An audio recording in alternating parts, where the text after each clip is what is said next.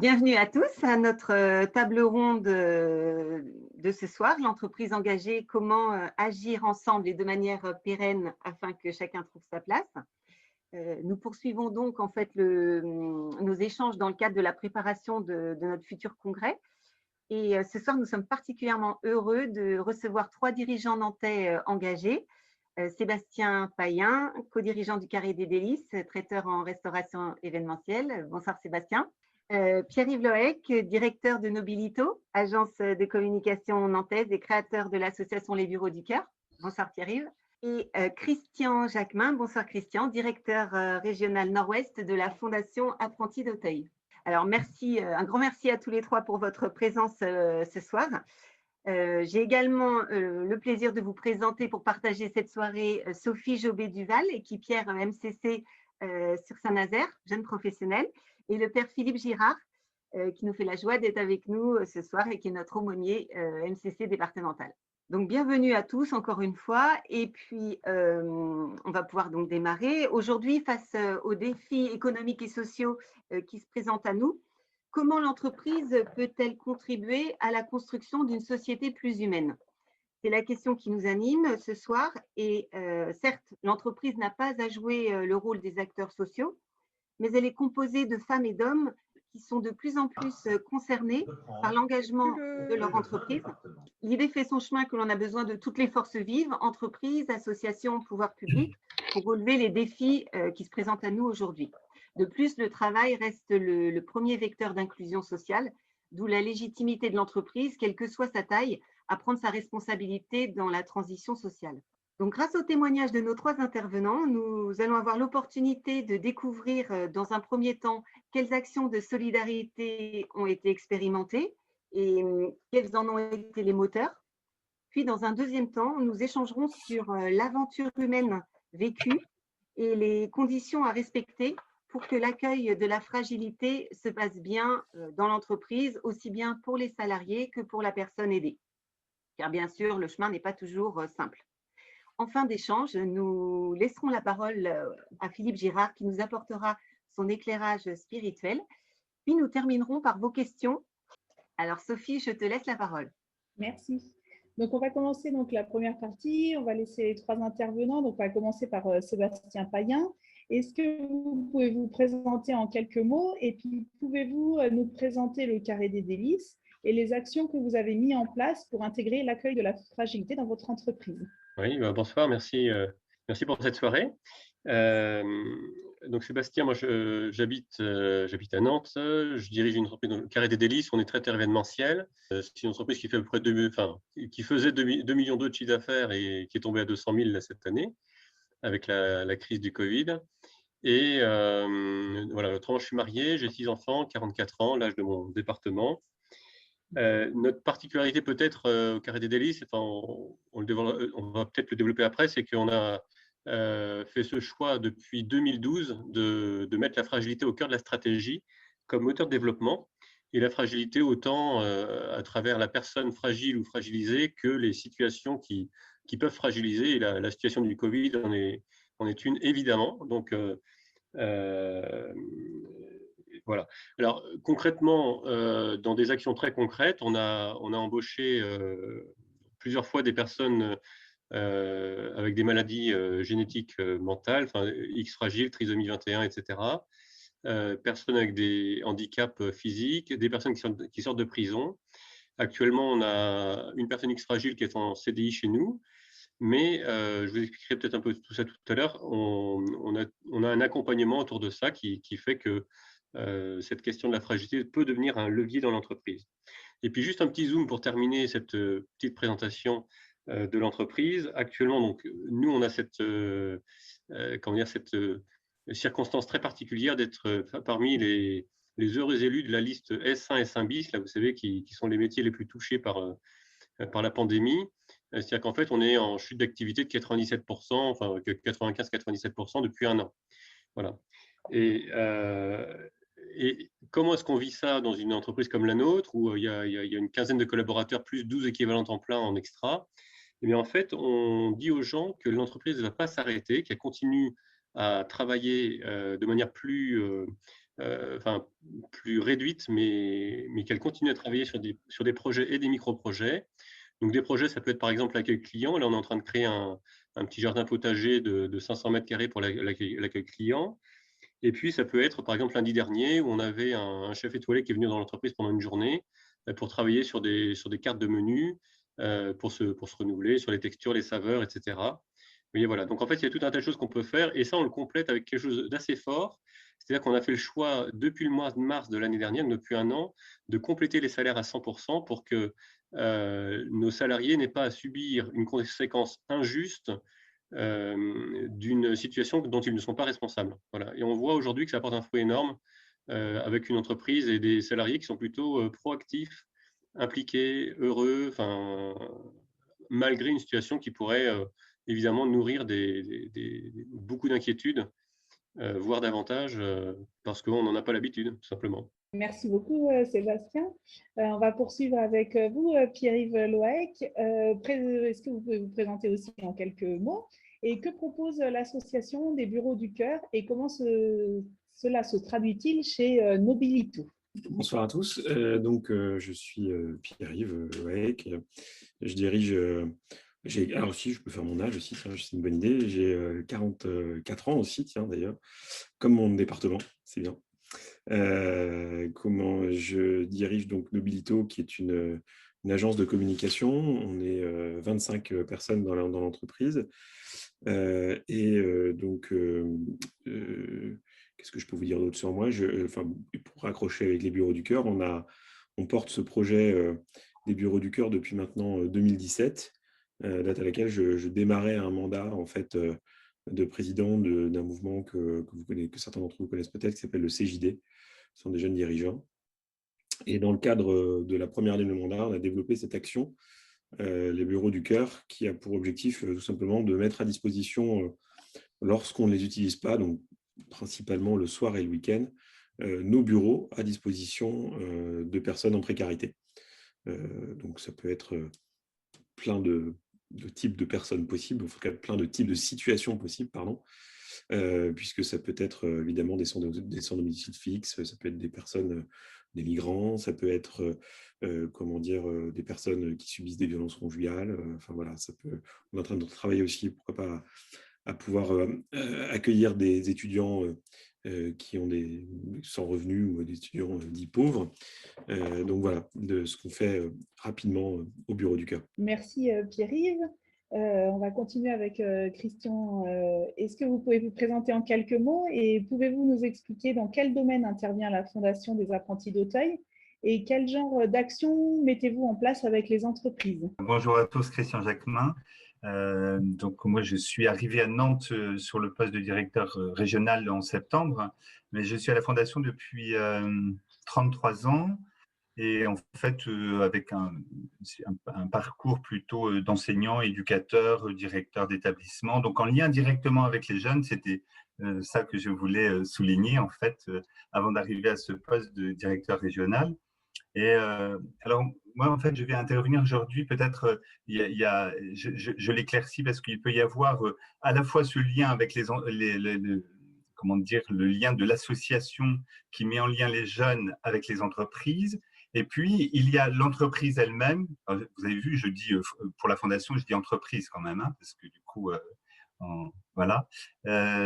Du coup, de dire, et oui, et donc, comment on s'est outillé, nous, pour accueillir finalement la fragilité et la difficulté des jeunes. Enfin, on trouvait intéressant de pouvoir aborder également ce sujet-là. Alors, en quelques mots, Apprentis d'Auteuil, c'est date de 1866, on a fêté les 155 ans cette année, fondé par un prêtre, l'abbé Roussel, et du coup, ça lui donne son caractère confessionnel. Et puis, peut-être dire que finalement, l'intuition, c'était de dire est-ce que je vais m'occuper, je vais prendre en charge les plus fragiles et les plus démunis pour essayer de leur donner une perspective de vie tant dans le métier que dans l'éducation. Après, une autre date qui est celle de 1929, c'est le pendant du côté confessionnel, c'est la reconnaissance d'utilité publique, voilà, 1929, qui a marqué en tout cas l'histoire pour la fondation. Vous dire que les champs d'action sont protection de l'enfance, scolarité, insertion, formation professionnelle, accompagnement des familles. Voilà pour grosso modo les champs d'action. On accompagne à peu près 30 000 jeunes avec l'aide de 6 000 salariés sur à peu près 240 établissements répartis en France. Voilà. Évidemment que la vision d'Apprentis d'Auteuil, c'est de dire, bon ben voilà, du coup, comment est-ce qu'on se met en route pour révéler à chacun des jeunes qu'on accueille et les familles aussi, de dire oui, vous avez de la valeur, oui, vous avez des talents, et donc ben, on va essayer oui, leur redonner confiance en eux, et puis puis la confiance, mais aussi l'estime, voilà, parce que du coup, très souvent, on parle de confiance en soi, mais en fait, si on se mésestime, en fait, on ne peut pas avancer. Voilà, en tout cas, une des ambitions d'Apprentis d'Auteuil. Alors, dans la région nord-ouest, en fait, particulièrement, qui va de l'Eure-et-Loir à la Bretagne, de la Vendée à la Normandie, on a 96 établissements, à peu près 5000 jeunes qui sont suivis, et puis 1600 salariés, voilà, avec 250 bénévoles. Voilà pour comment dire, ce qui est posé de l'institution. Et puis maintenant, un petit mot sur le lien, justement, vous voyez, quand on accompagne des jeunes en difficulté ou des familles, en fait, on essaye de prendre soin. Et donc là, on a besoin, comme on a l'intuition, les fondateurs l'avaient, c'était de dire le travail va permettre l'insertion dans la vie, et pour que nous soyons efficaces dans cette insertion dans le travail, eh bien, c'est là où les entreprises sont nos partenaires évidemment extrêmement importants. Hein. Je peux donner quelques exemples. Par exemple, les jeunes qui suivent des formations professionnelles, si les entreprises ne les accueillent pas en stage, bah, du coup, on rate une grande partie de leur formation. Un autre exemple qui est sur des remobilisations de jeunes, on a un exemple qui s'appelle le Lab, et un petit système que je trouve particulièrement intéressant parce que, en fait, ce sont des jeunes qui se mettent dans la peau de dire, bon, allez, moi, je voudrais être auto-entrepreneur, donc je travaille mon projet et je le présente devant des représentants d'entreprises diverses. Et là, c'est un moment absolument magique parce que du coup, ils croient leur truc, ils le présentent, et dans l'échange avec les personnes des entreprises, tout à coup, il y a aussi, chacun ramène à la réalité, parfois s'aperçoit que l'idée était complètement, enfin pas saugrenue, mais pas très réaliste en fait, voilà. Et du coup, ça permet ce réajustement avec la vie, parce que l'insertion, c'est aussi entrer dans la vraie vie, enfin du coup dans la vie plus réelle. Et je dis ça, c'est parce que l'institution parfois a un côté un peu protecteur pour pouvoir prendre soin. On a parfois une tendance un peu à protéger. Et donc, du coup, c'est intéressant ce double accompagnement avec les entreprises pour être aussi dans cette réalité du travail. Et puis, un autre exemple que j'aime bien aussi, c'est ce qu'on appelle les Scolas. Donc, c'est à Angers, on a un lien avec un groupement d'employeurs. Et donc, du coup, ils nous disent, ben voilà, nous, on aurait besoin que finalement, pour nos recrutements, on aurait besoin que ces compétences-là soient acquises dans un parcours de formation. Est-ce que vous pouvez nous aider à les faire avec nous et en lien, et du coup, ça donne lieu à des temps de formation particuliers en lien avec les entrepreneurs. Voilà. Bon, voilà, donc en résumé, ce que j'ai envie de dire, c'est que notre institution, sans les entreprises, rate une partie de sa vocation, enfin en tout cas de sa mission, et c'est là où c'est extrêmement important qu'on noue des liens, que les entreprises, on le voit, celles qui sont en lien avec nous, comprennent bien que cette difficulté des jeunes demande un peu de recul, beaucoup d'échanges pour que du coup cette insertion puisse se faire tranquillement. Et puis il y a des superbes résultats quand même, hein, voilà. Donc, il faut le souligner. Merci beaucoup, Christian, pour cette présentation. Donc maintenant, on va plus vous demander plutôt vos motivations. Donc, on va commencer par vous, Pierre-Yves. Comment est née l'idée des Bureaux du Cœur et comment a-t-elle cheminé jusqu'à la création de votre association? Eh bien, les Bureaux du Cœur sont nés, comment dire, je dis souvent que c'est en fait l'alliance d'à la fois un terrain et un terreau favorable qui est le CJD, parce que c'est un endroit où on peut expérimenter ce genre de choses. Et puis après, c'est deux histoires de vie. Pour vous dire juste un mot du CJD, je ne vais pas vous bassiner toute la soirée avec le CJD, mais c'est juste pour que effectivement vous compreniez pourquoi je vous raconte ça. Le CJD, c'est l'école de l'entrepreneur, c'est là où on vient apprendre, enfin moi où j'apprends à faire mon métier d'entrepreneur et où j'essaie de progresser. Et c'est quand même très moderne parce que le fondateur de ce mouvement, comment dire, qui d'ailleurs était catholique et très engagé, très investi de ce point de vue-là, avait écrit dans les textes fondateurs du mouvement l'économie au service de l'homme. Et vous m'accorderez qu'en 2021, c'est d'une modernité incroyable. Et que lui, il l'a écrit, il avait moins de 30 ans, il l'a écrit en 1938. Donc voilà, je trouve que ça a encore beaucoup de sens aujourd'hui. Donc ça, c'est le terrain favorable à l'émergence de ce projet. Et puis après, d'un point de vue plus personnel, c'est 2 moments de vie. C'est un retour de dîner chez des amis avec mon épouse et qui devait sans doute vouloir profiter du fait que j'avais consommé un peu d'alcool et en me proposant tiens, on pourrait faire comme nos potes, nous aussi, on pourrait accueillir des migrants à la maison. Et je n'avais pas dû assez boire parce que du coup, je n'étais pas très chaud et j'avais dit non, je ne suis pas très sûr, mon amour, je t'aime beaucoup, mais justement, voilà, je veux te garder que pour moi. Enfin, non, évidemment, ce n'est pas ça le principe, mais en tout cas, je n'étais pas très à l'aise à ouvrir la maison. C'était encore un pas que je ne me voyais pas franchir. Sans pour autant que et pour autant, j'ai beaucoup d'admiration pour ce couple d'amis qui, eux, accueillaient un migrant chez eux. Mais ça résonnait en moi parce que ça me rappelait une situation que je voyais tous les matins et tous les soirs quand j'arrivais avec ma voiture au bureau, puisque en la garant dans le parking souterrain, je croisais là une femme qui comment dire, dormait sur la bouche de parking, là où il y a un peu de chaleur. Et en 2017, on avait un hiver très froid. Et il se trouve que dans mes bureaux, on avait des problèmes de chauffage. Donc, on est obligé de chauffer la nuit pour pouvoir avoir chaud le jour. Bon. Bref, je passe les détails techniques, mais une ou deux fois, je l'ai croisée, je me suis dit, mais quand même, cette femme va dormir dehors dans un froid de canard, voire un froid glacial, alors que tes bureaux que tu viens de quitter sont chauffés. Dedans, il y a une douche, il y a une kitchenette. En gros, tu aurais juste à mettre un matelas, elle serait quand même bien mieux là, au chaud, que dehors, dans le froid. Et je n'ai jamais franchi le pas, je n'ai jamais été la voir, je n'ai jamais proposé d'ouvrir mes bureaux pour l'accueillir.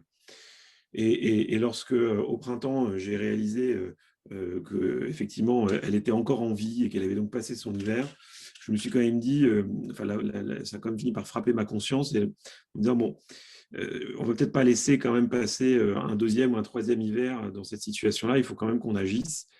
Et c'est là où j'ai raconté les 2 mêmes histoires que celles que je viens de vous raconter à mes copains du CJD. Et certains, évidemment, ont trouvé que j'avais bien attaqué la moquette, mais certains autres avaient quand même aussi senti qu'il y avait là une idée, en tout cas, à expérimenter. Il fallait qu'on essaye. Et donc, pendant 1 an, on a travaillé entre nous à se poser plein de questions sur quel était l'impact de cette initiative sur nos entreprises d'un point de vue juridique, d'un point de vue assurantiel, d'un point de vue des responsabilités, de l'encadrement, de l'accueil, des relations avec les collaborateurs. Enfin, voilà. Bref, on s'est posé plein de questions. Et puis au bout d'1 an, quand on a répondu à un certain nombre de ces questions, on s'est dit qu'on était assez mûr pour expérimenter. C'est ce qu'on a fait à l'automne 2019. Et donc, on a accueilli au CJD une dizaine d'associations pour leur demander, leur présenter notre idée, notre projet, et leur demander tout simplement si ça avait un sens, si effectivement il y avait un intérêt, un bénéfice pour eux, pour leurs propres bénéficiaires d'ailleurs, à mettre en place cette initiative. Et on a reçu plutôt un bon accueil, au moins d'une association qui a voulu... les autres, on nous dit que c'était une super idée, mais ils étaient pas, pour autant, ils n'ont pas franchi le pas. Il y a une association qui s'appelle Saint-Benoît-Labre à Nantes, qui est une association formidable, et qui a dit, OK, nous, on a bien envie d'essayer. Et donc, on a accueilli quelques semaines plus tard, alors pas dans mon entreprise pour le coup, dans l'entreprise d'un copain qui s'appelle Claude, qui a un bureau d'ingénierie fluide, et qui a accueilli donc pendant quelques semaines, je crois 4 semaines, une femme qui subissait des violences conjugales et qui pourtant avait un CDI, était dans une situation tout à fait insérée, je sais pas, j'ai pas envie de dire normal, mais enfin bon, vous voyez bien ce que je veux signifier par là.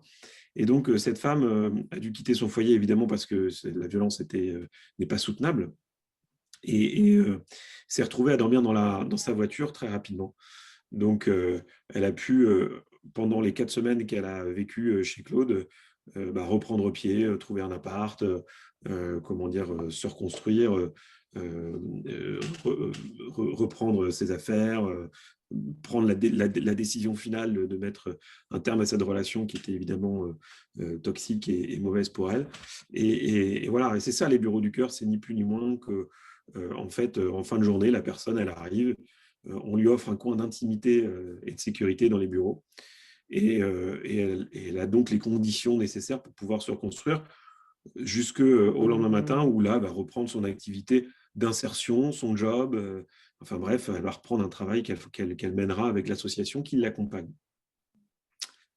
Voilà comment ça fonctionne. Ça fonctionne donc de manière très simple. Et puis le week-end, bien entendu, ils peuvent rester la journée entière dans le coin dans l'espace qui leur est aménagé au sein des bureaux. Sébastien, y a-t-il eu pour vous un événement particulier qui vous a amené à vous mettre en action? La démarche, je dirais qu'il y a un peu, on a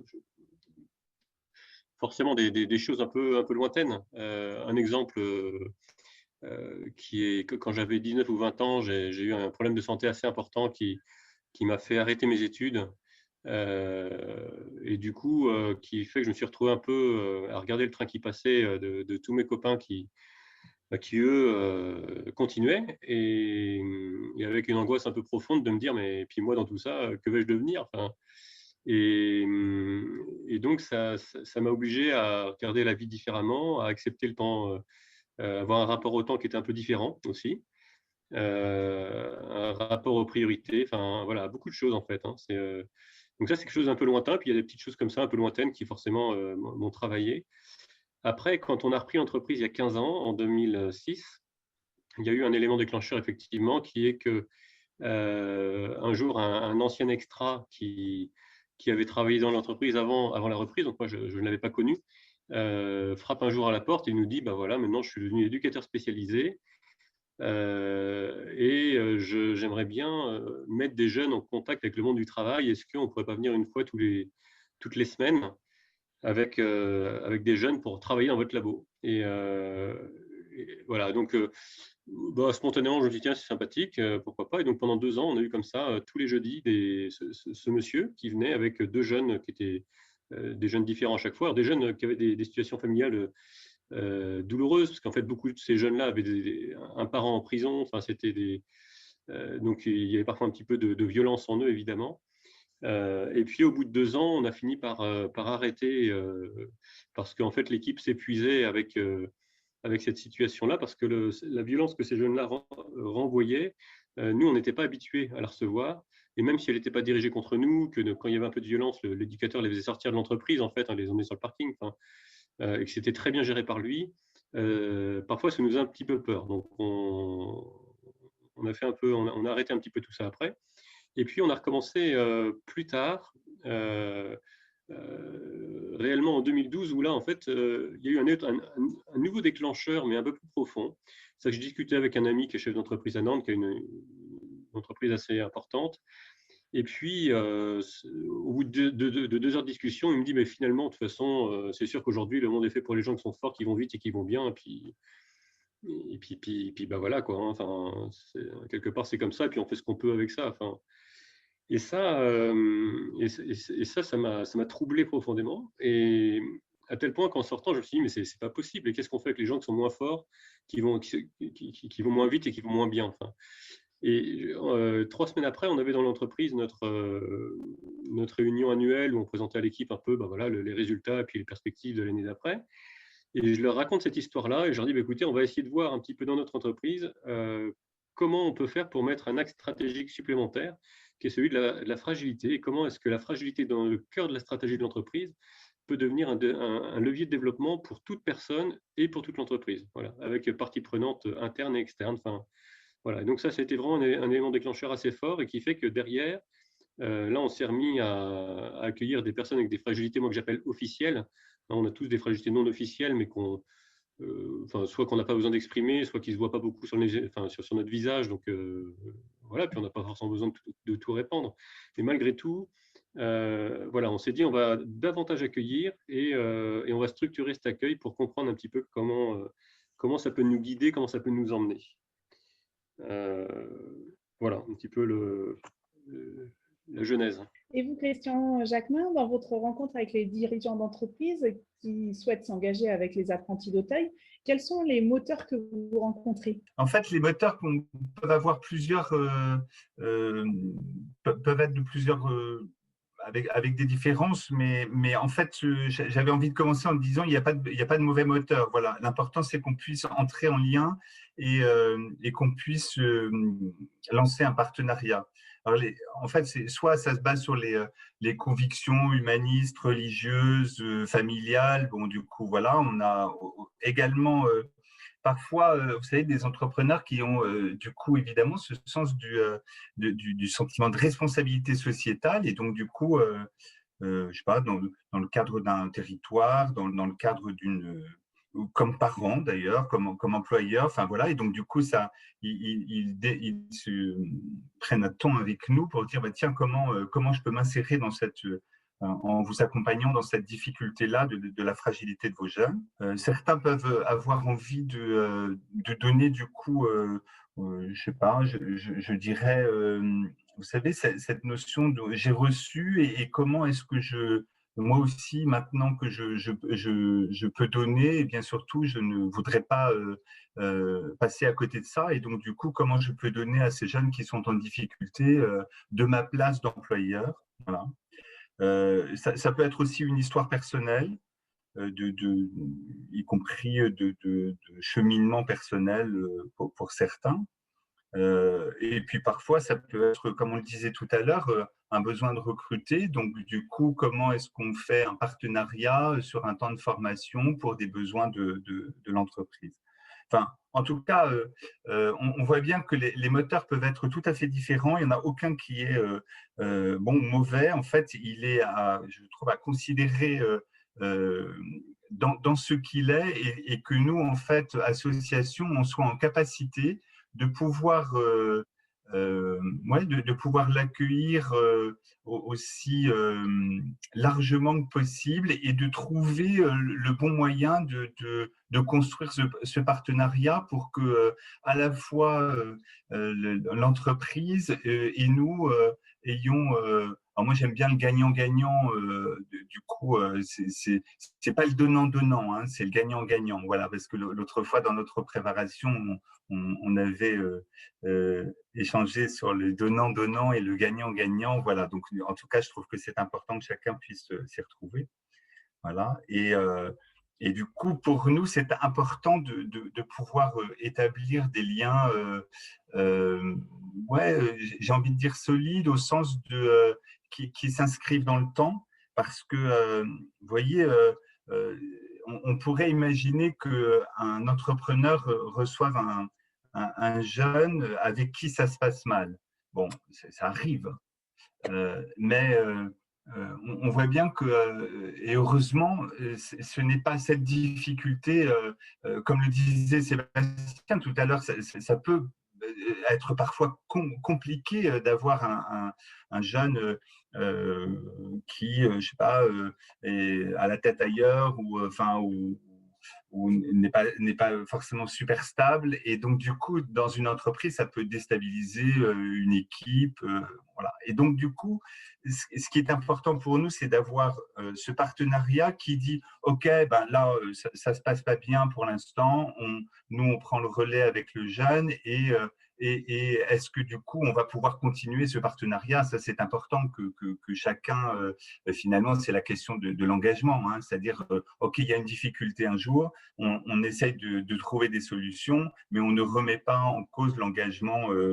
par la suite. Et en général, on a cet échange assez fluide avec les entreprises qui est évidemment extrêmement important pour nous. Voilà. L'idée de ce partenariat, c'est finalement le chemin entre Apprentis d'Auteuil et les entreprises pour construire la perspective pour chacun des jeunes. Bon, ben voilà, c'est un beau partenariat, une belle mission. Merci. Merci Christian. Donc, on a bien vu à travers vos présentations et vos témoignages là qu'il y a une multitude de façons de s'engager, des motivations différentes selon sa propre sensibilité. Mais voilà, c'est une stratégie de petits pas qui, en se dupliquant, peut permettre de construire, on voit, une société plus humaine, tournée vers les plus fragiles. Donc, je vais laisser la parole à Blandine, que dans un deuxième temps, on va voir l'impact humain de ces actions sur l'entreprise et sur les hommes et les femmes de cette entreprise. Effectivement, nous, ce qui nous intéresse aussi, c'est que vous puissiez nous partager quels ont été les enseignements encourageants ou à reconsidérer que vous tirez de votre expérience. Par exemple, je peux commencer peut-être avec vous, Pierre-Yves. Qu'est-ce que vous retirez personnellement de la relation? Alors, je sais que vous parlez souvent de la relation personnelle que vous avez construite avec Bouba, je crois. Est-ce que vous pouvez nous expliquer un petit peu comment s'est passée la rencontre et comment vous avez vécu ça? Pour parler de la rencontre, il faut comprendre que nous, les Bureaux du Cœur, on offre un hébergement d'urgence qui peut durer plusieurs mois au sein de nos locaux, et on offre un hébergement individuel. On ne remonte pas un foyer au sein de nos locaux dans lequel on mettrait des lits de camp. Enfin, voilà, c'est pas du tout ça les Bureaux du Cœur. Le Bureau du Cœur, c'est on prend un espace qui se reconfigure la journée, qui peut être une salle de réunion, et la nuit, il y a un lit, les toilettes, on peut y trouver une douche. On y a ajouté dans l'espace, où on se lave les mains, on y a rajouté une petite chaînette pour que ce soit évidemment plus simple pour pouvoir se faire à manger, etc. Mais ça, c'est un espace qui est réservé pour notre invité la nuit. Donc, pour répondre à votre question maintenant, Blandine, la rencontre se fait systématiquement. L'invité nous est proposé par une association qui est partenaire des Bureaux du Cœur. Et cette association donne une espèce de cahier des charges parce qu'en fait, on ne peut pas accueillir toutes les populations au sein des Bureaux du Cœur. Il faut comprendre que, par exemple, il y a 300 000 sans-abri en France. On ne résoudra pas l'hébergement d'urgence de ces 300 000 sans-abri avec les Bureaux du Cœur.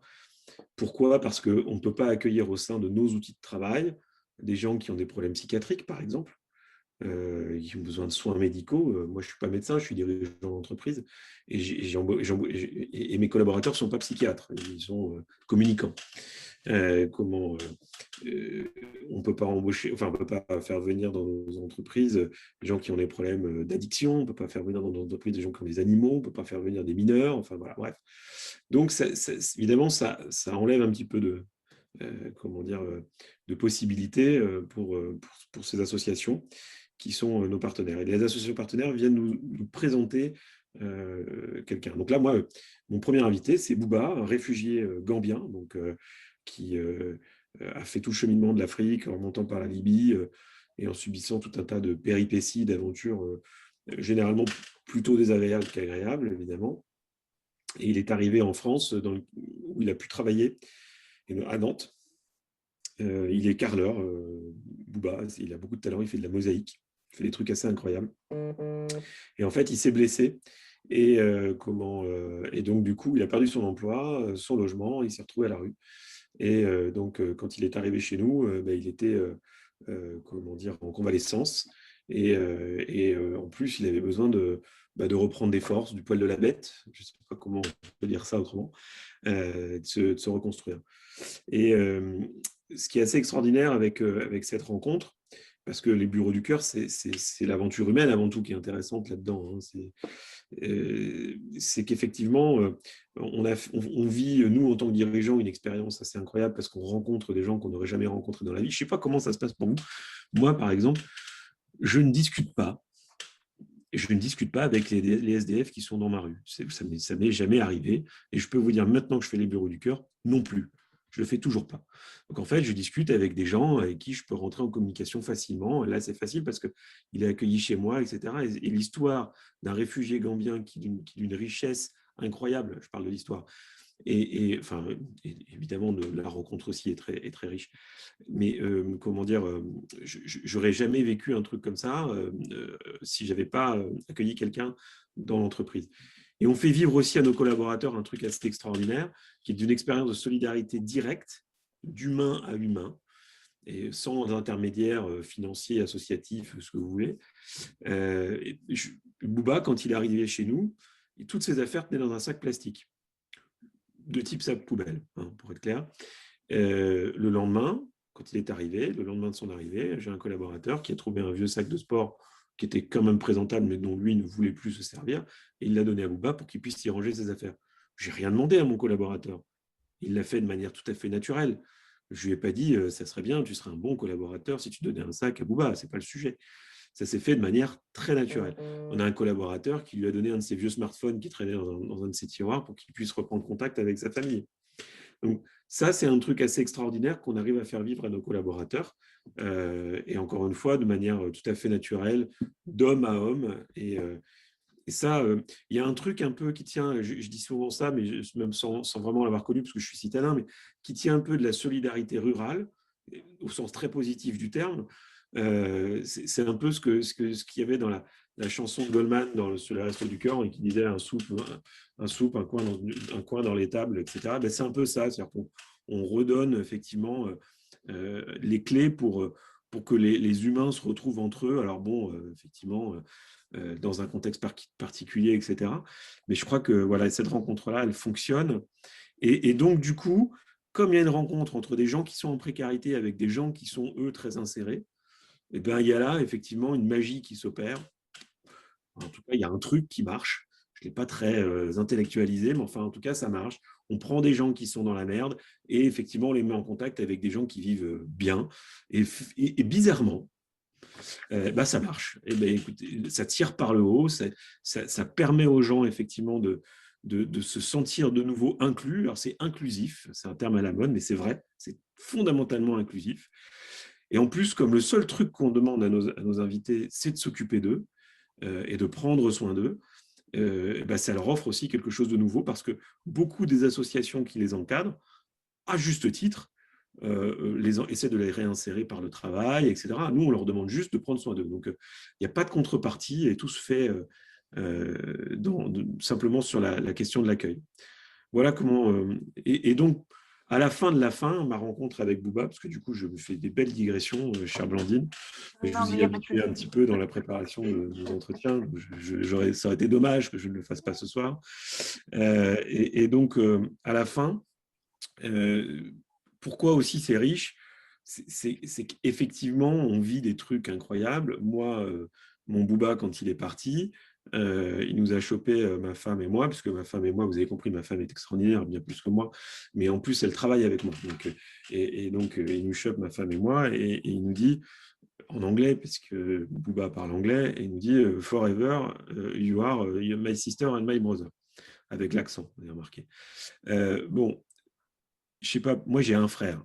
C'est le seul dans ma vie qui m'appelle mon frère. Enfin, voilà. Mais j'ai des potes, ils m'appellent mon pote, mais ils ne m'appellent pas mon frère. Donc la seule personne, à part mon frère, mon vrai frère, qui m'a appelé mon frère, c'est Bouba. C'est extraordinaire.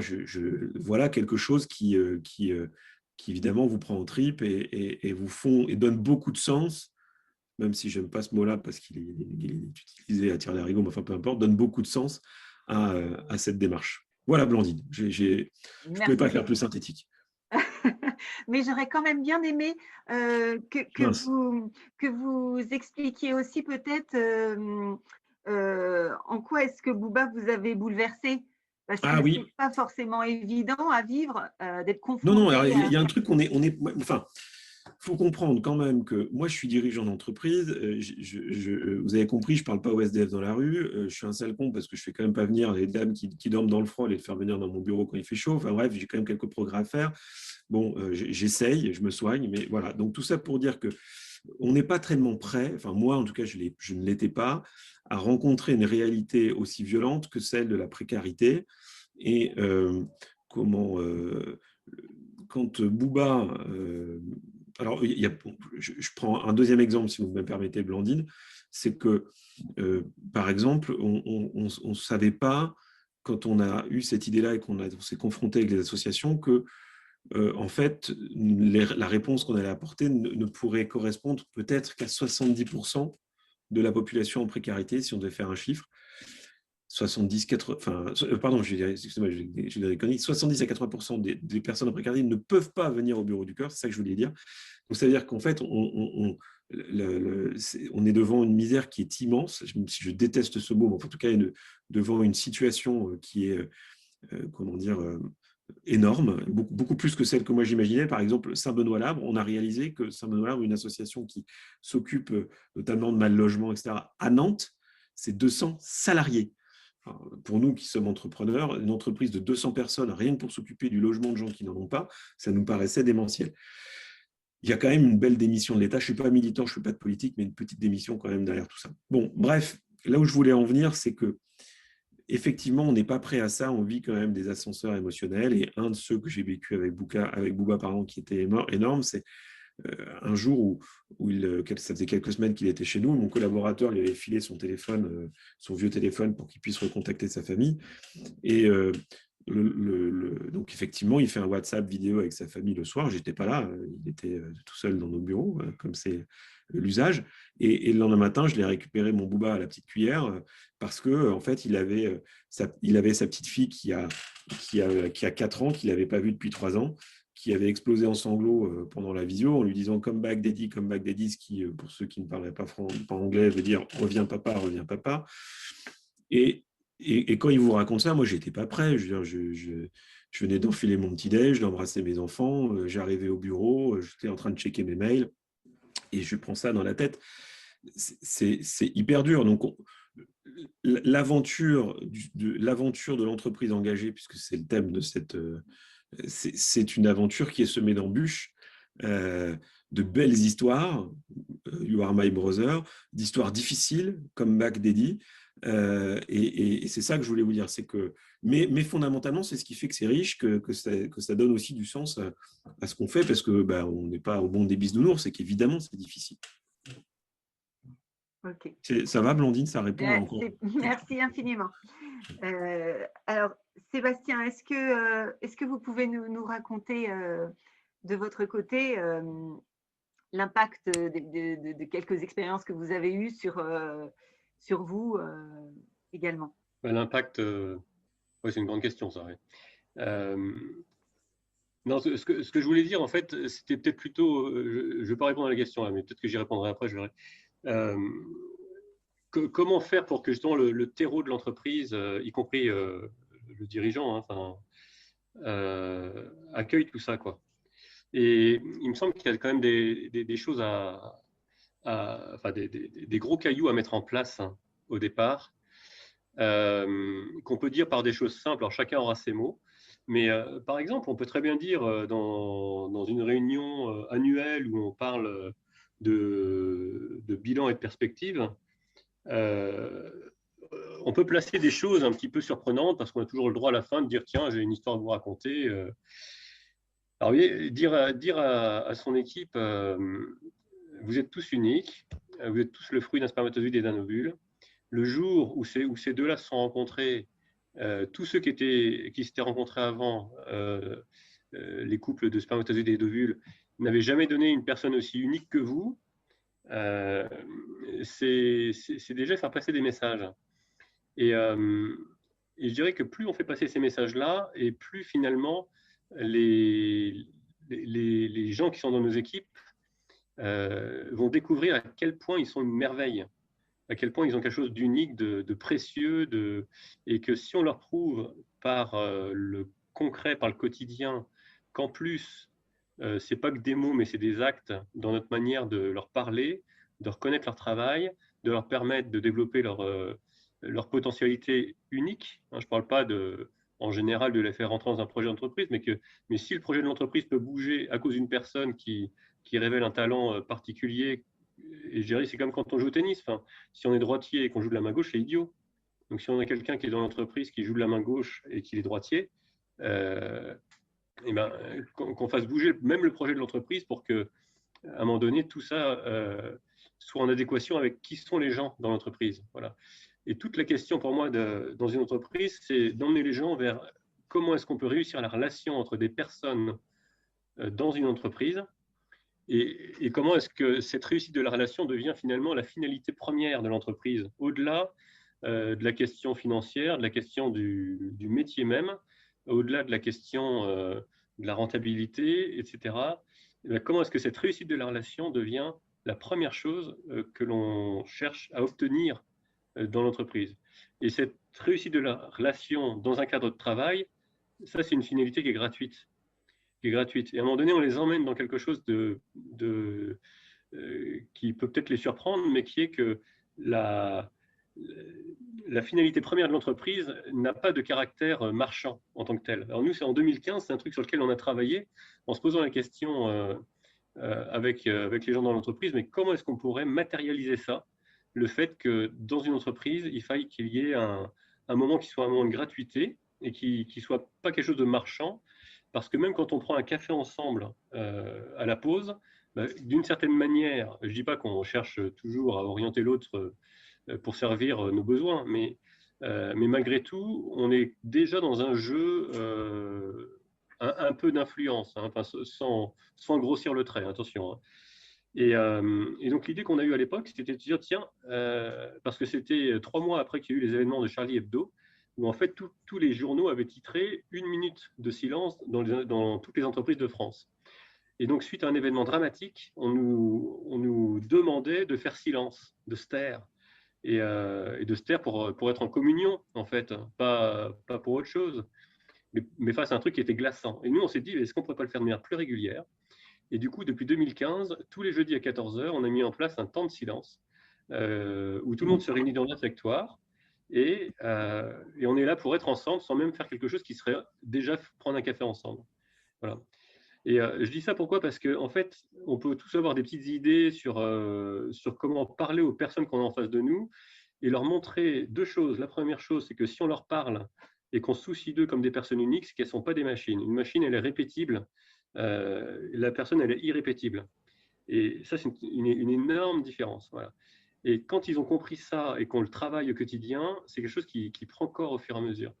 Un autre exemple qui nous permet, nous, de travailler cette conviction, il y a des petites vidéos qui ont été faites par l'Arche, par la communauté de l'Arche, hein, sur des exemples de personnes avec un handicap mental et comment est-ce qu'elles transforment le monde par leur présence au monde, en fait. Alors, ces petites vidéos, elles sont sur le site de l'Arche, là, il y en a une dizaine, elles sont très bien faites, c'est très, très pro. Et quand on sort de là, on est bouleversé, en fait. Alors, il y en a une, par exemple, une vidéo, c'est j'ai oublié le prénom du garçon, mais en tout cas, il est ukrainien. Et en fait, il nous explique que suite à la guerre avec les Russes, là, il y a déjà très longtemps, mais lui, il y a eu plein de gens de sa famille qui ont été tués, qui sont partis dans des prisons. Enfin, donc, il dit, je pourrais être en colère, je pourrais mourir en colère, mais je n'ai pas envie de mourir en colère. Et donc, il nous explique comment lui, il n'est pas en colère au quotidien. Lui qui a un handicap mental. Hein, enfin, donc, on prend des leçons de vie. Voilà. Et quand vous montrez ça une fois par mois, une petite vidéo de 5 minutes à votre équipe, pareil, ça transforme les gens. Et ça fait écho, en fait, à eux, leur propre colère. Donc, il y a un effet de miroir par rapport à ce qu'ils vivent. Et là, on a des choses importantes qui se créent parce que cet effet miroir ne se fait pas de manière brutale. Il se fait de manière ferme et bienveillante en même temps, mais ce qui permet à la personne, en fait, de vivre quelque chose à l'intérieur qui a le droit d'exister dans l'entreprise. Et souvent, il y a une problématique profonde, c'est que dans les managements d'entreprise, on va être très capable de travailler sur ce qui va toucher à l'intelligence des personnes, ce qui est normal, on travaille sur les compétences. On va évidemment prendre soin du corps des personnes parce que il y a le médecin du travail, il y a le salaire qui assure une sécurité matérielle, etc. Mais tout ce qui va toucher au cœur profond de la personne, qui est l'appel de la vie à la vie, ça, on va rarement y toucher parce qu'on a l'impression de rentrer de manière intrusive dans l'intimité de la personne. Sauf qu'en fait, c'est tout ce qui fait la différence avec la machine. La machine, elle a aussi un corps, elle a aussi une sorte d'intelligence artificielle. Par contre, elle n'aura jamais un cœur. Donc, comment est-ce qu'on parle aujourd'hui dans nos entreprises au cœur profond de la personne où se dit à elle-même l'appel de la vie à la vie, qui est en fait son appel le plus profond. Et si cet appel le plus profond peut grandir dans l'entreprise, ben la personne, sera de plus en plus heureuse, donc fera du bonheur autour d'elle. Et puis, peut-être qu'elle aura un temps dans l'entreprise qui sera de 2, 3, 4 ans ou toute sa carrière. Mais en tout cas, dans toutes ces étapes, on pourra l'accompagner en fonction de son projet à elle. Et on devient du coup des dirigeants qui ne sont pas là à fixer un objectif et à faire rentrer les gens dans l'objectif, mais qui sont là à écouter la personne qui est en face d'eux. Et à partir de l'écoute qu'on a d'eux, de discerner avec eux quel est le meilleur pas d'après à poser ensemble. Alors Christian, je me tourne vers vous maintenant. Est-ce que vous, la rencontre avec les jeunes en difficulté, comment est-ce que ça vous a fait évoluer vous-même personnellement? Qu'est-ce que ça vous a appris? Ouais, qu'est-ce que ça m'a appris? Alors, j'ai envie de dire que du coup, la première chose, c'est que moi, je suis arrivé dans cette institution, allez, je vais le dire par hasard, vous savez, genre, je cherche un travail, quoi. Du coup, je sors de l'école. Bon. Et là, du coup, se passe quelque chose d'assez singulier, c'est que je me retrouve donc embauché à apprenti d'Auteuil, dont je n'avais jamais entendu parler, voilà, très clairement. Et je me retrouve face à… Alors, on m'avait décrit des jeunes en difficulté, mais extrêmement attachants, touchants. Bon, voilà. Alors, je dois reconnaître que ma première expérience, qui était que quand j'entre dans la salle de classe, les jeunes se jetaient les chaises à travers la salle de classe, était… j'ai dit, bon, gentil, mais par contre, ça va être un peu compliqué. Bon, voilà. Donc ça, c'était le petit… Et puis alors, du coup, j'avais 20 ans, donc grosso modo, j'avais 1 ou 2 ans de plus qu'eux, et donc du coup, j'étais pas très à l'aise, il faut bien le reconnaître. Mais du coup, au fur et à mesure du cheminement, c'était assez intéressant parce que, vous voyez, j'ai comme ça des exemples qui m'ont, enfin, pour moi, qui m'ont appris énormément de choses, puisque j'avais… James Kebe. Alors, James Kebe, tous les matins, on s'était froissé sur une chose, il n'était pas d'accord avec moi, et tous les matins, pendant 1 mois, je lui tendais la main, et il me disait, à l'époque, il me mettait un vent, hein, voilà, c'est-à-dire que du coup, il ne me saluait pas. Et du coup, ça m'a appris que finalement, et tous les matins, je venais… et je lui tendais la main et j'étais presque sûr du résultat, mais en tout cas, j'ai continué. Donc, j'ai envie de dire, ce que ça m'a appris, c'est à la fois l'humilité, parce que du coup, c'était pas moi qui décidais comment ça se passait, et la deuxième chose, c'était la pugnacité.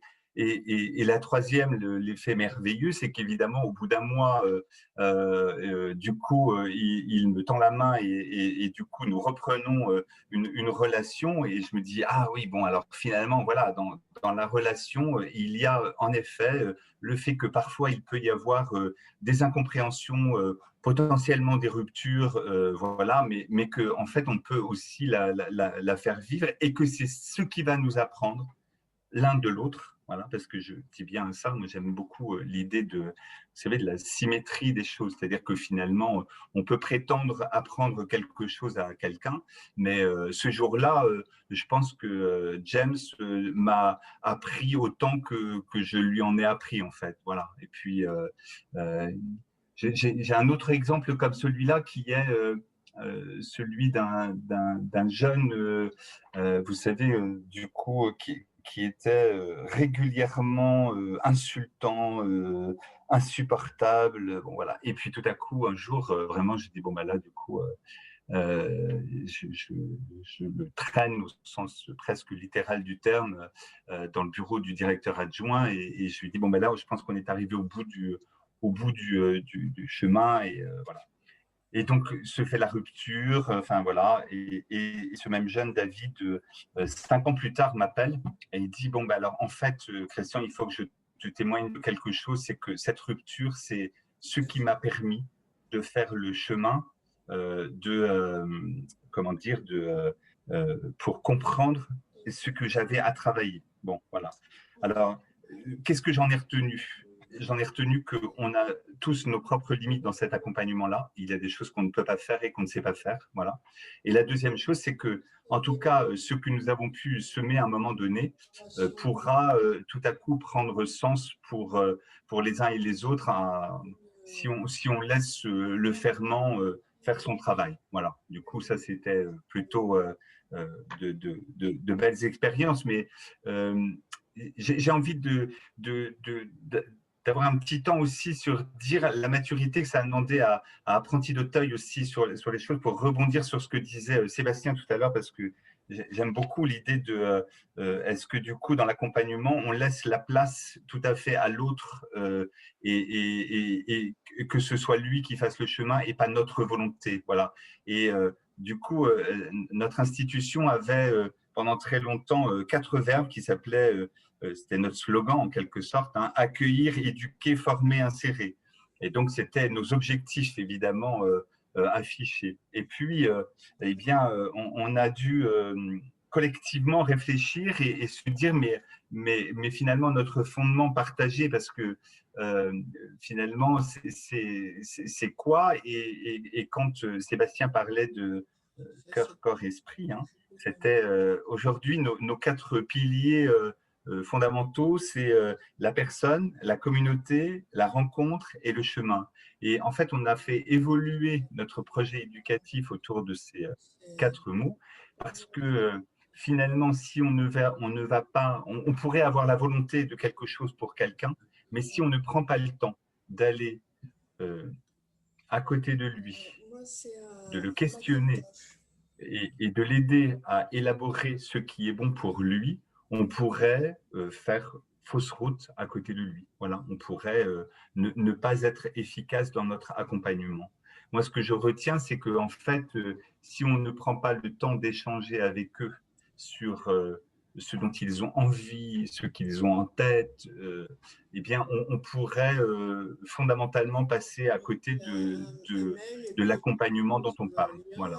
Et du coup, ne faire que renforcer leur fragilité. Voilà. Parce que du coup, prendre le temps d'écoute sur la fragilité, ça me semble incontournable. Et alors, vous voyez, on a lancé un petit truc, et je m'arrête là, mais ça s'appelle « Penser, agir ensemble ». Et c'est pour inciter en fait nos professionnels à dire, mais est-ce que vous prenez le temps d'écoute des jeunes et des familles, non pas en vous positionnant comme sachant, mais en disant « Ah, d'accord, qu'est-ce qu'ils ont à nous dire et comment est-ce qu'à partir de ce qu'ils nous disent, nous pouvons les accompagner ». Voilà, ce qui n'est pas tout à fait la même posture que nous pouvions avoir peut-être il y a une vingtaine d'années, où on pensait savoir mieux qu'eux, en fait. Voilà.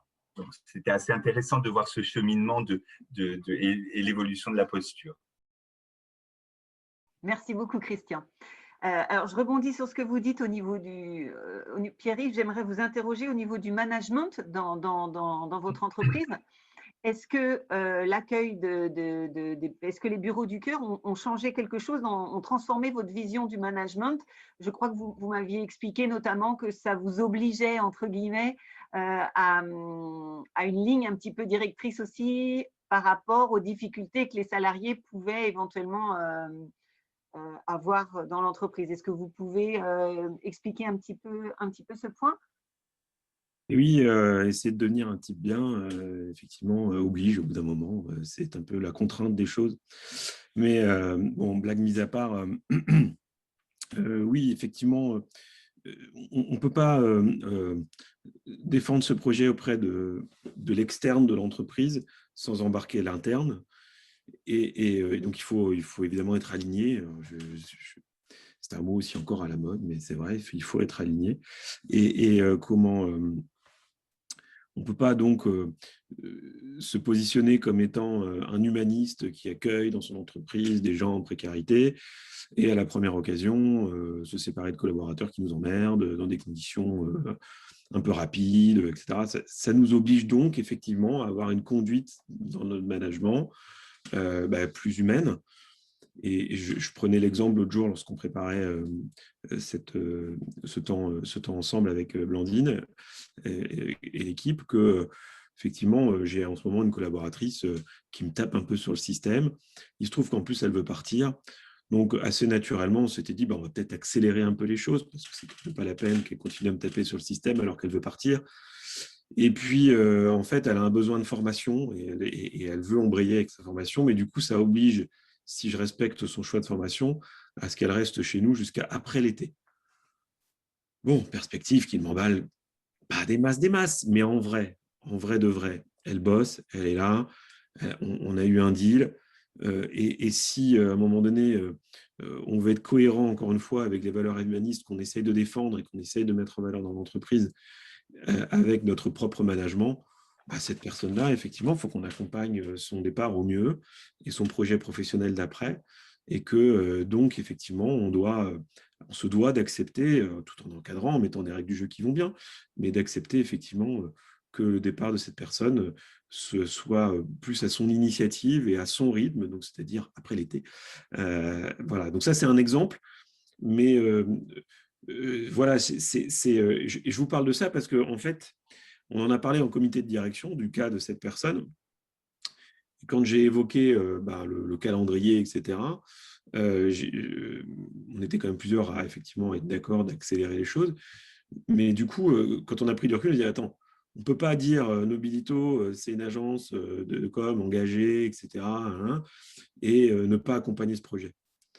Donc, ce qui est intéressant, c'est qu'immédiatement, l'ensemble du comité de direction était OK, aligné, en phase, etc. Il n'y a pas eu besoin de faire des grands discours, de théoriser notre modèle de management. Enfin, voilà, on s'est tous retrouvés sur l'idée que, oui, c'est une évidence. Sébastien, j'ai bien aimé quand vous avez expliqué donc, dans cette problématique de l'entreprise d'essayer de construire des ponts, l'impact que ça avait en termes de réorganisation dans votre entreprise et notamment le rôle de tutorat que vous mettiez en place avec vos salariés et la modification de création de valeur que ça amenait. Est-ce que vous pouvez en dire 2 mots?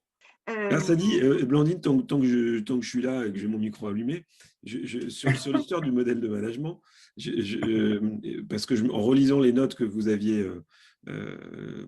prises, je me rendais compte que je suis passé un peu rapidement tout à l'heure sur un élément qui était important, qui était effectivement l'idée aussi que quand on parle de cohérence et d'alignement, c'est aussi de manière stratégique.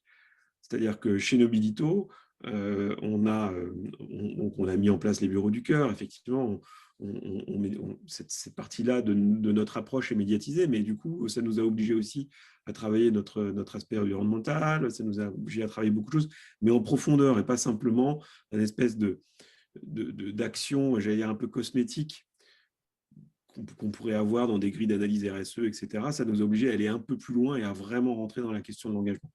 Mais je propose de redévelopper ce point-là plus tard. Non, alors dans la question du management, c'est intéressant. Nous, ce qui a changé à partir de 2012 dans l'accueil de personnes avec des handicaps, en tout cas des fragilités officielles, ce que j'appelle dites officielles, donc visibles, le handicap, sortant de prison, etc., c'est qu'en fait, on a mis un système d'accompagnement en place.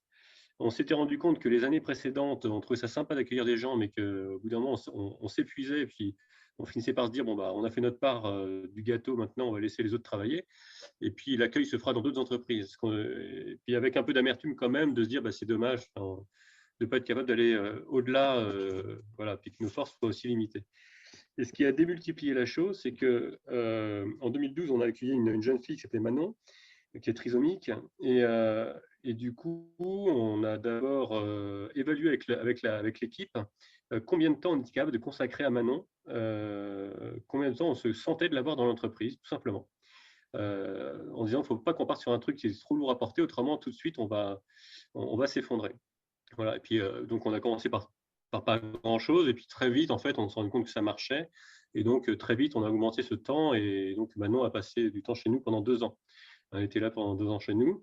Mais ce qu'on a mis surtout en place au-delà de ça, c'est qu'on a mis en place des temps de relecture mensuels avec une personne qui connaît très bien le monde de la trisomie et qui tous les mois venait pour une réunion d'1 heure, 1 heure et demie, à laquelle participait Manon, la personne qui était sa tutrice dans l'entreprise, donc une personne qui est une personne en cuisine, en production, Et l'idée de ces réunions de relecture, c'était quoi? C'était en fait tout simplement de raconter, de faire le récit de ce qu'on vivait avec elle. Donc, par exemple, Manon, elle a épluché les patates, elle a épluché les pommes de terre, les carottes, elle a fait des petites pièces cocktail, elle a fait, enfin, etc.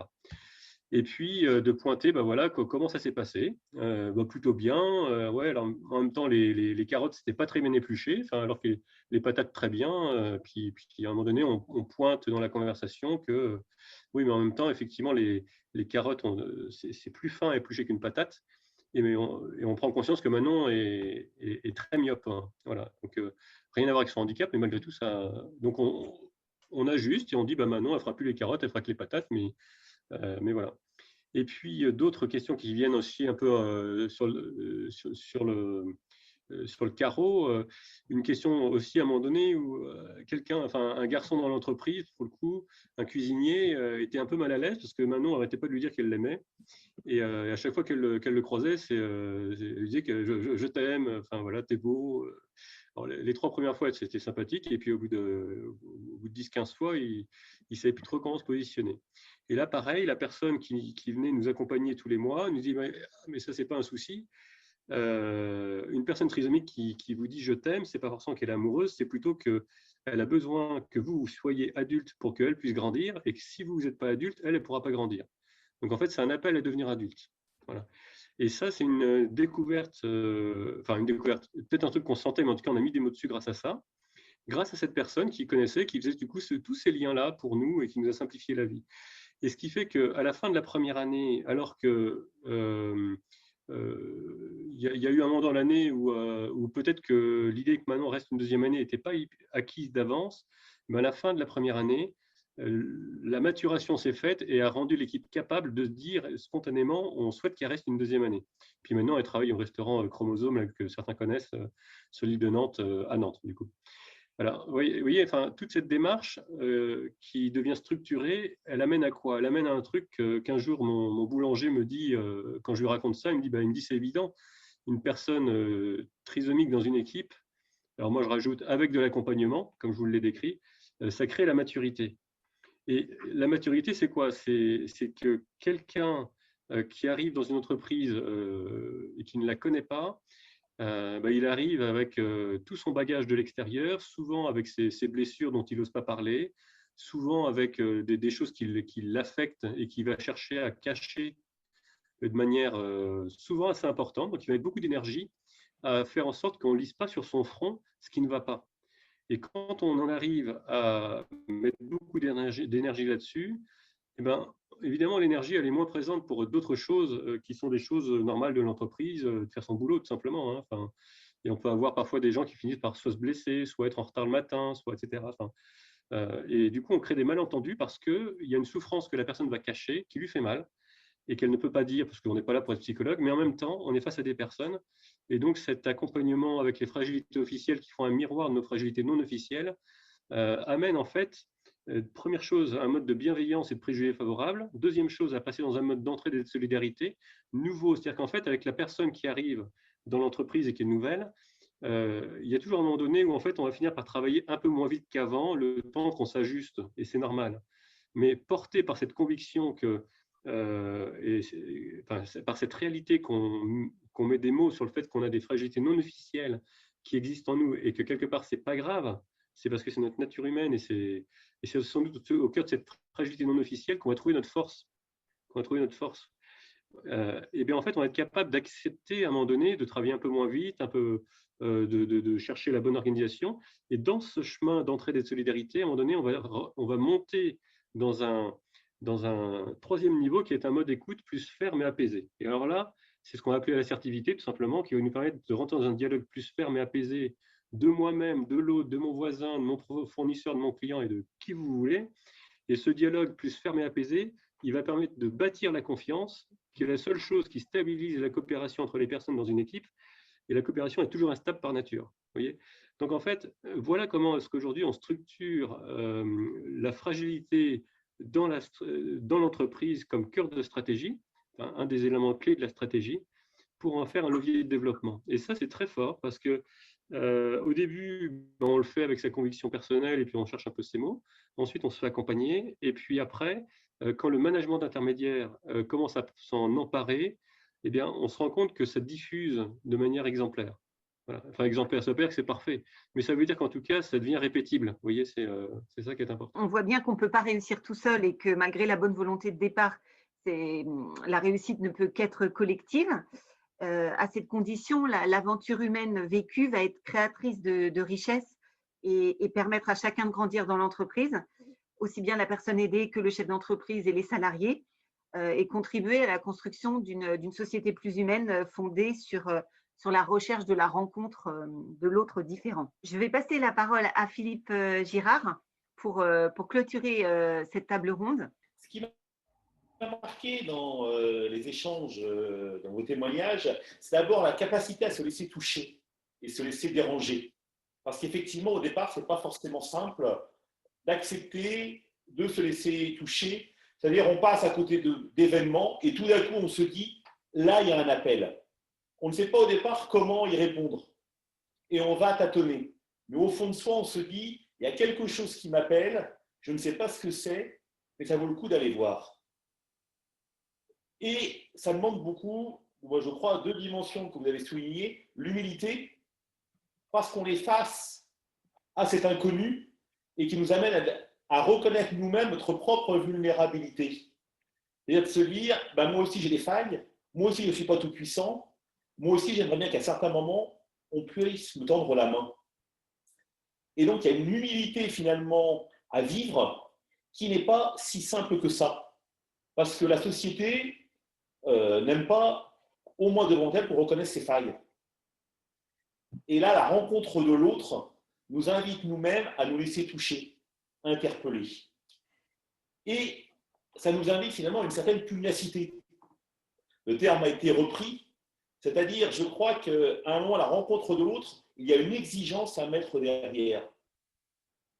Et l'avantage de la vie d'entreprise, c'est qu'il y a un cadre qui peut alors véritablement se donner pour mettre en place une solution, mais qui peut être effectivement extrêmement difficile à penser, à imaginer, et donc s'inscrire dans la durée.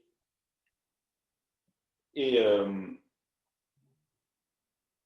alors, ce qui m'a marqué finalement, c'est que de réaliser que finalement, on n'est pas un sauveur.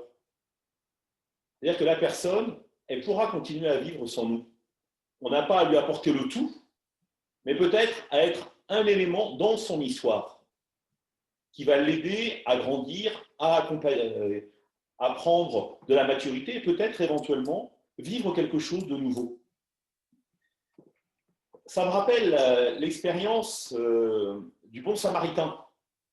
Je ne sais pas si vous vous rappelez la parabole du bon samaritain.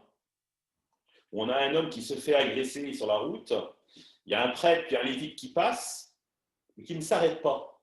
C'est-à-dire qu'ils ne sont pas capables de se laisser toucher par l'événement. Et il y a un samaritain qui va s'arrêter, qui va prendre soin de lui, donc lui consacrer du temps, mais qui va se dire, tout seul, je ne peux pas tout faire.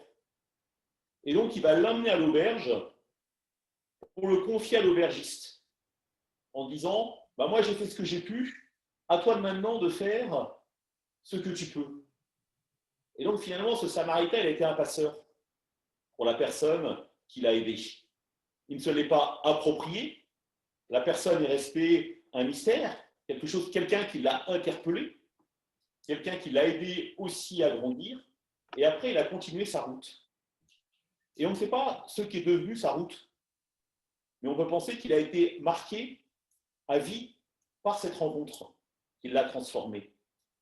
Et je crois que ce qui est important, c'est de se dire, c'est passer de l'efficacité à la fécondité.